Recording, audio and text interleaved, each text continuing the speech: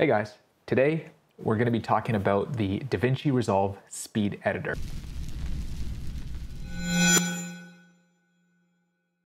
This speed editor is being offered free with any new activations of DaVinci Resolve 17. If you watched the keynote, Grant Petty, the CEO of Blackmagic Design, went over some of the features of this speed editor and how it integrates with the cut page of DaVinci Resolve. Currently, this has been really game-changing for me when it comes to editing, and I'm really excited to show you guys how to use it and some of the features and really the functionality of this keyboard. I also recommend to go watch Grant Petty's sort of section in that Blackmagic keynote for DaVinci Resolve 17. He really goes through in depth and really explains it very simply of how to use all the functions, but I also will explain the functions and some of the keys. So hopefully you can use this video as a condensed version of that.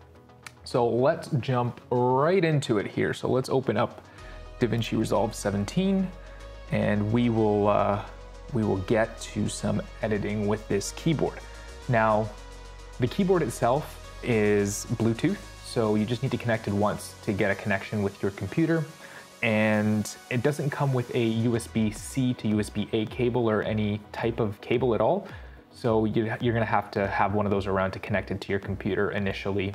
And you know what, if you're an editor, you likely have a ton of those cables lying around, so you're creating less waste, which is always appreciated. And I think Blackmagic thought about that. Now, the editor is pretty well built. I will say it's nice, it's hefty, it has some weight to it. You know, the jog wheel does spin really, really well, which is really nice. The keys do feel good. They're tactile, I would say. You guys can hear that. They feel like cherry browns. I wouldn't say they're reds. Reds are my keyboard. My keyboards are reds, which are a little more clicky, but they feel good. I will say they do feel well built, and this whole thing does feel well built. Wouldn't expect anything less from Blackmagic. I've got some clips loaded up here in my master. I'm gonna create a new timeline. Let's just say speed editor tutorial. Let's go with that. Enter. Okay, so speed editor. So now the nice thing is the sort of right side here is for your right hand, and you can go between your source and your timeline. And then the left is sort of to use your in and out points, your slip deletes, your trim in, trim out, all that good stuff. This bottom panel here is going to be for multicam, which I will show you how incredibly quick it can be to cut a quick multicam sequence. Then the top are some of your, I guess, primary controls, I would say, whether it be the undo and audio levels, full view, all that good stuff. So let's get started here. What I'm gonna do actually is I'm gonna go into, let's go to my source tape. I'm gonna hit source. Now in my source tape, you guys can see all my clips in their entirety, which is kind of cool to see. And the nice thing is that wherever there's a white line on that source tape is basically the starting of a new clip. So what we can do is we can scroll this whole tape and we can either jog, which is pretty precise, goes frame by frame, or we can scroll, which is, you know, super fast if you need to jump to a clip or scrub quickly through clips, or shuttle. Shuttle is kind of like you can adjust the play speed. So now that's playing at 64 times. And say you want to really scrub through fast, or you want to view everything at once, you know, just to get a visual pass of what types of clips you have. Yeah, and then you can use shuttle. I like to leave it on jog just because it's a little more precise, and if I need to scroll up and down the timeline, I'll switch between jog and scroll. So let's just add some stuff on our timeline here. Let's add some stuff. So this looks pretty cool. So what we can do is we can set our in point here. Okay, that's enough. Out point, cool. Let's append that. So we'll put that on the timeline by hitting the append key. Excellent. Now let's move down. Let's find something different. Got some leaves here. This was from an iPhone test video. This is my buddy Amistad, a great photographer. So let's say we want this whole clip to go in. We're on this clip. As you can see, the playhead's there in the source tape. We'll just hit append. Now that whole clip is there. Now let's go to our timeline and say we want to, oh, I didn't hit append. Let's go to source.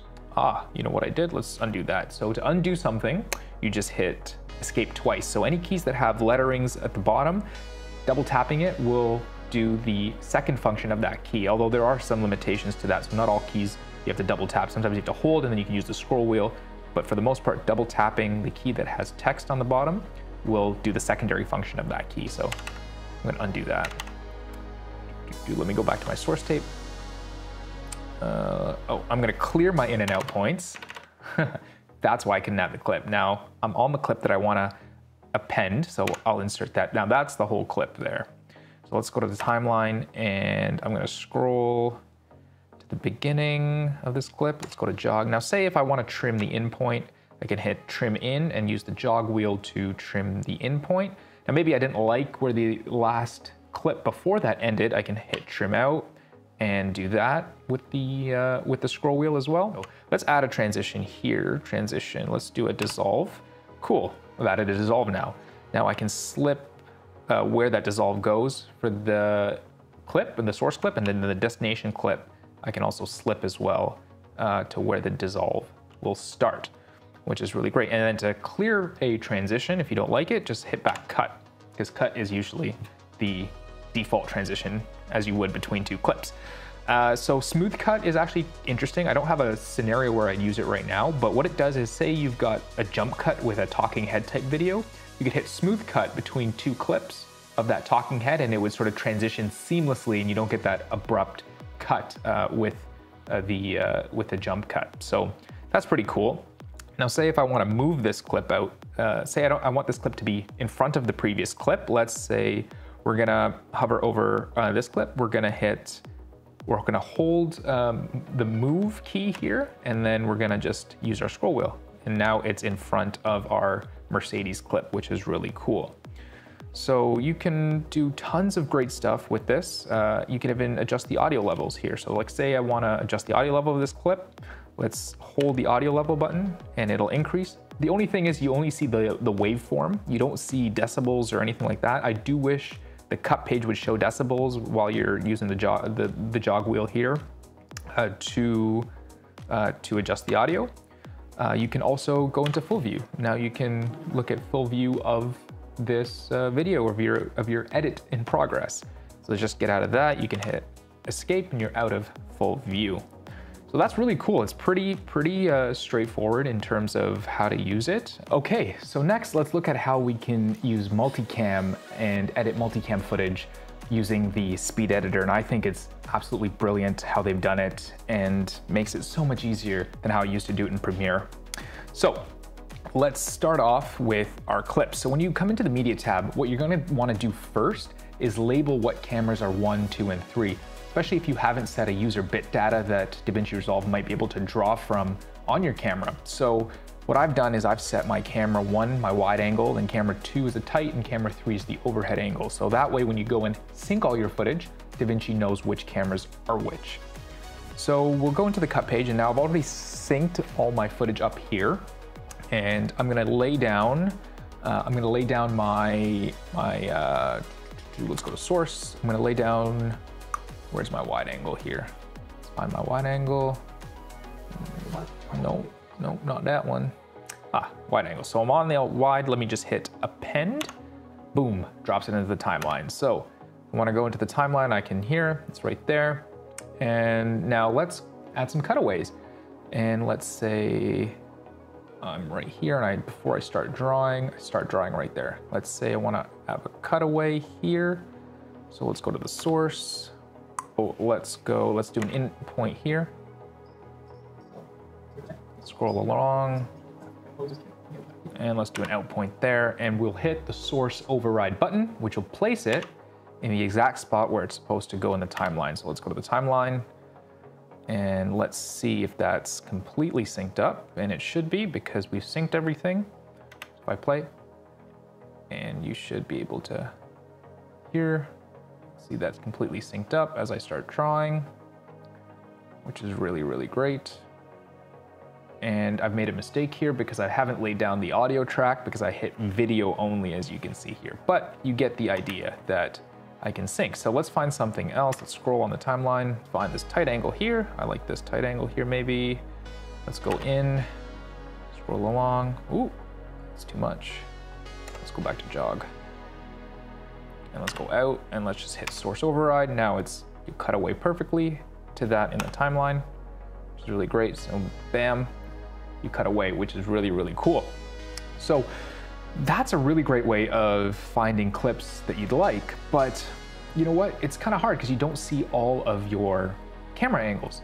The great thing that you can do is hit sync bin.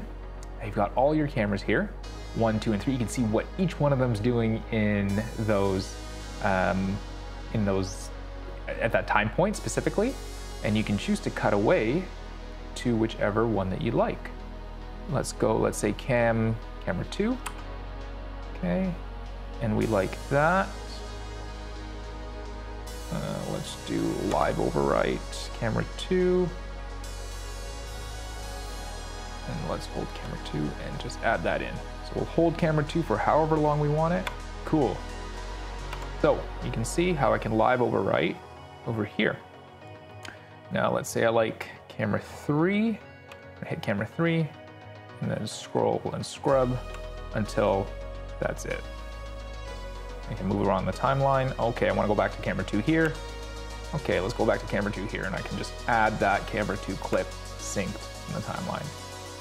I think this is absolutely fantastic, especially if you're cutting YouTube video together. You've got an overhead shot products, you got talking head stuff, and you want to cut between the two really easily instead of having to overlay or place on top or anything like that. So that's sort of a quick overview of some of the functionalities built into the speed editor, and I really think it's gonna make editing so much quicker. For me, I've definitely noticed it.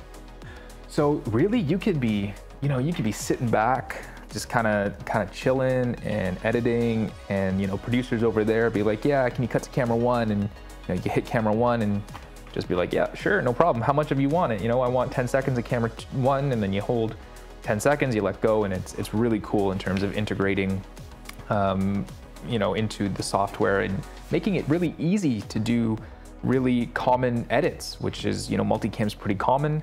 So a few things that are maybe seen as a bit of a drawback with this editor, I would say that the keys aren't backlit, so it's going to be hard to see in the dark. And there's no on and off switch with this editor, and I think that's a bit strange. I do wish it had an on and off switch, only because it just kind of drains battery otherwise, or I mean, I'm sure things drain batteries either way with an on and off switch, but it would have been nice to just have an on and off switch. But it automatically connects when you have it, so it is what it is, but no on and off switch. So who is this keyboard for? I really think this keyboard is going to be for people that are considering switching to DaVinci Resolve. For me, when I found out about DaVinci Resolve, I was using it for color work, and I absolutely love it for color grading and the control that you have. Now with the offer that they have where you get a free keyboard with the software, it's hard not to pass up on it, because this really actually helps you learn the software a bit and edit a bit better or faster than you would in Premiere Pro. You got keys for trimming in and out, slipping source, and slipping destinations, that kind of stuff. So this actually streamlines your sort of initial edit, which is really great. And I think Blackmagic are geniuses for trying to capture the people that might be on the cusp of switching or considering to switch to DaVinci Resolve, and I think this will do it. If you are already a DaVinci Resolve user, I mean, this may be for you if you're looking to streamline things, and maybe you already know all the shortcuts, but now you've got key control for all those shortcuts, and this might make your cut page workflow a lot better. I think I could do 90% of my editing using this alone, especially for talking head stuff and stuff that doesn't need any like VFX or anything crazy, to kind of lay down a base layer for the rest of the edit. So it's sort of been a quick overview and review of the DaVinci Resolve speed editor. I hope you guys found this informative. Maybe you're considering switching to DaVinci Resolve 17, and maybe this has helped you make that decision or completely turned you off, whatever it may be. I hope you enjoyed it. Thanks, and I'll see you guys in the next one. Bye.